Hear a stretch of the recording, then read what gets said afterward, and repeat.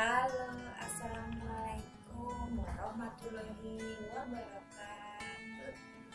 Bagaimana kabar anak-anakku kelas 5A dan 5B? Sehat?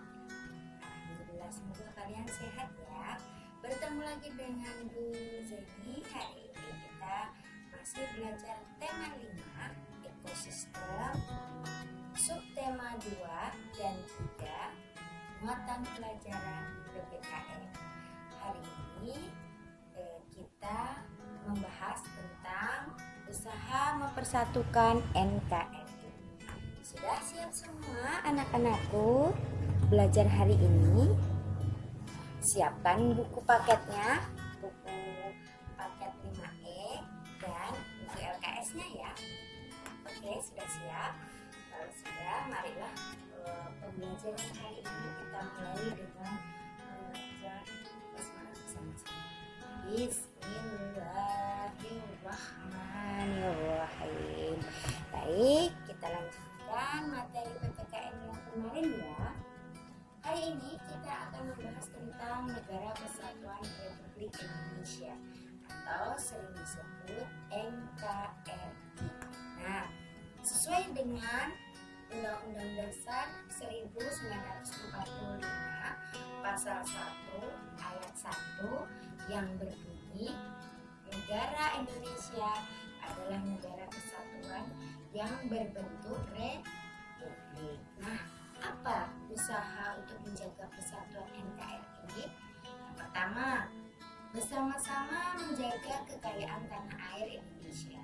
Jadi semua kekayaan tanah air Indonesia kita jaga bersama-sama ya. Kemudian yang kedua, bersama-sama menciptakan ketahanan nasional. Yang ketiga, menghormati perbedaan suku, budaya, agama, dan warna kulit atau ras. Jadi kita tidak boleh memilih-milih ya, bermainnya dengan hanya yang satu suku saja atau tidak mau dengan yang beda suku, nggak boleh seperti itu. Jadi kita harus saling menghargai. Yang keempat, mempertahankan kesamaan dan kebersamaan. Jadi kalau kita sudah sama, kemudian kita sudah bersama, harus kita bertahan. Kelima, memiliki semangat persatuan dan berwawasan Nusantara. Nah, nanti di akhir kita akan bahas sedikit tentang wawasan Nusantara ya. Kita lanjutkan. Peristiwa penting di sekitar proklamasi. Nah, kalian tahu apa itu proklamasi? Ya, proklamasi adalah titik tonggak perjuangan rakyat Indonesia. Tanggal 17 Agustus 1945 bangsa Indonesia merdeka ya. Tapi sebelum merdeka ada beberapa peristiwa penting yang harus kalian ketahui. Yang pertama, pada tanggal 16 Agustus 1945 ya, tokoh pemuda di antaranya Saiful Malik, Hairi Saleh, Sukarno dan Yudhoyono itu mendengar kekalahan Jepang dari sekutu. Mereka mendengar berita dari berita radio pada saat itu ya. Nah, kemudian mendengar berita kekalahan tersebut, mereka mendesak Soekarno dan Hatta untuk segera memproklamasikan kemerdekaan. Akhirnya para pemuda membawa Soekarno dan Hatta ke daerah Karawang. Nah, kita ternyata ya ke daerah Rengas. Kalian bisa ke sana. Atau di sana ada tugu perjuangan ya. Di sana ada rumah yang dijadikan tempat pengasingan Soekarno dan Muhammad Hatta. Mengapa diasingkan ke daerah Rengas Dengklok? Supaya mereka tidak terpengaruh oleh Jepang. Nah, desakan para pemuda dipenuhi oleh Soekarno dan Hatta. Akan tetapi penyusunan naskah dan penandatanganan naskah proklamasi tetap di Jakarta. Ya. Nah, penyusunan naskah proklamasi itu di rumah orang Jepang yang memihak kepada Indonesia, yaitu rumah Laksamana Tadashi Maeda. Kita lanjutkan.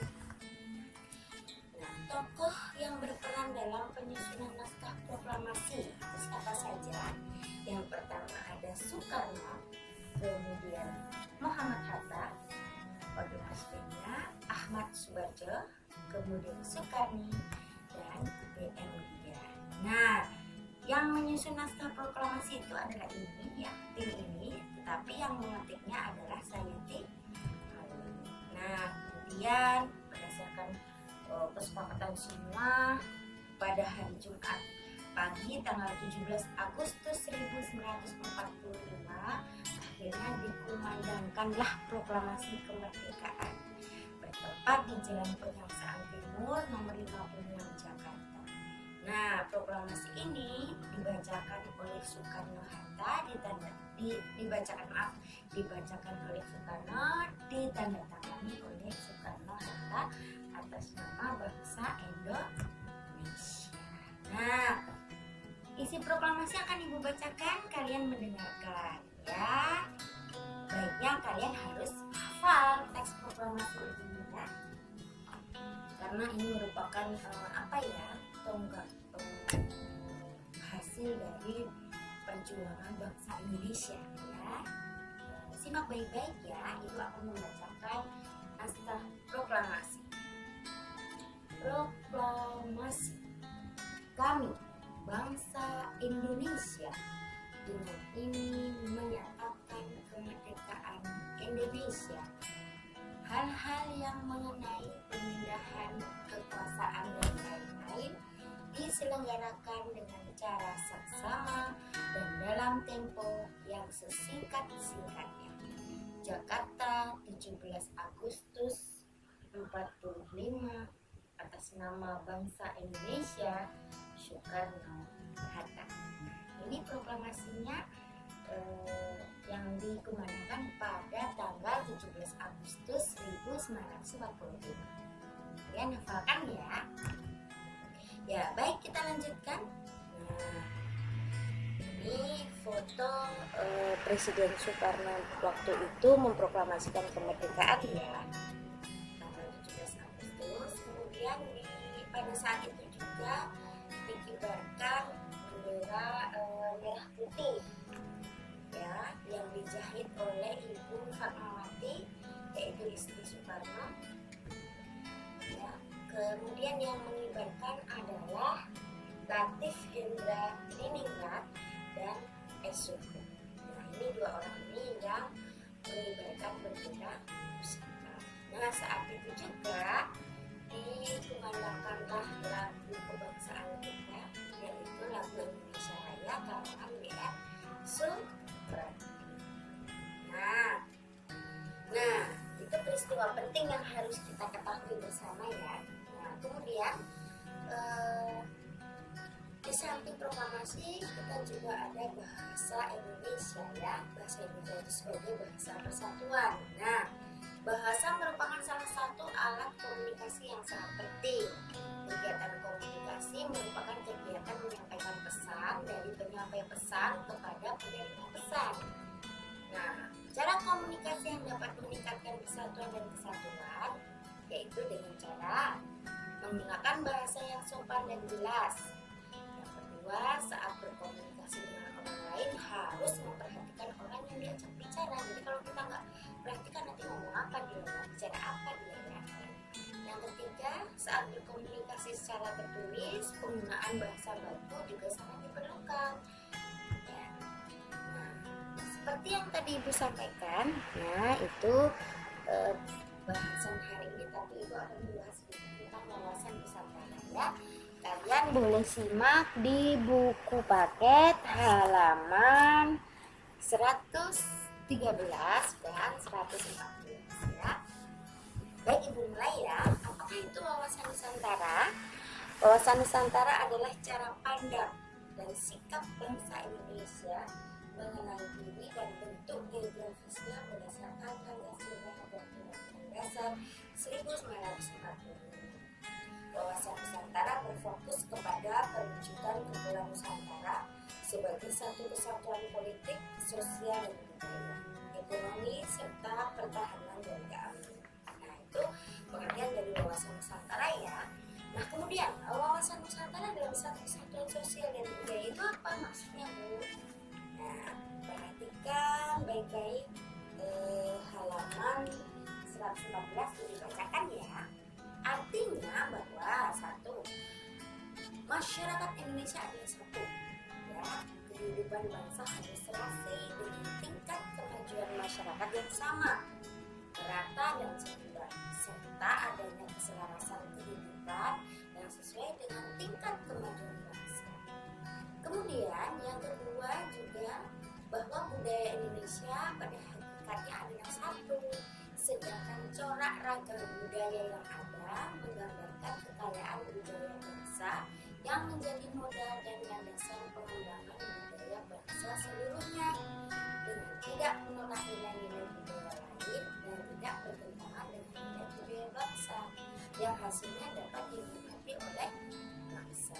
Nah, wawasan Nusantara dalam satu kesatuan ekonomi artinya satu, bahwa kekayaan wilayah Nusantara adalah modal dan milik bersama bangsa dan keperluan hidup sehari-hari harus tersedia merata di seluruh wilayah tanah air. Yang kedua, tingkat perkembangan ekonomi harus serasi dan seimbang di seluruh daerah tanpa meninggalkan ciri khas yang dimiliki oleh daerah. Yang ketiga, kehidupan perekonomian di seluruh wilayah Nusantara merupakan satu kesatuan ekonomi yang diselenggarakan sebagai usaha bersama atas asas kekeluargaan dan ditujukan bagi kemakmuran rakyat. Nah, ini arti dari wawasan Nusantara sebagai satu kesatuan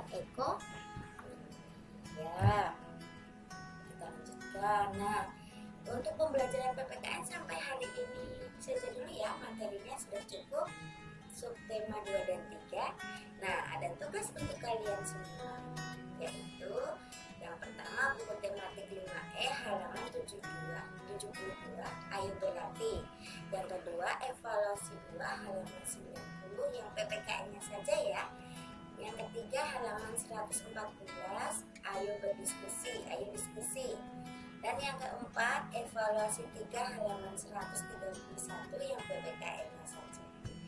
Ya, baik anak-anakku, terima kasih kalian sudah menyimak video pembelajaran ini dari awal sampai dengan selesai ya. Jangan lupa subscribe, channel dulu dan bunyikan loncengnya supaya kalian dapat notifikasi jika ibu ada video yang baru.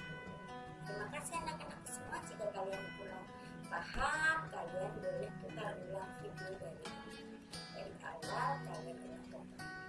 Oke, terima kasih. Semuanya sehat-sehat ya. Ibu akhiri pertemuan hari ini. Billahi taufiq wal hidayah. Wassalamualaikum warahmatullahi wabarakatuh.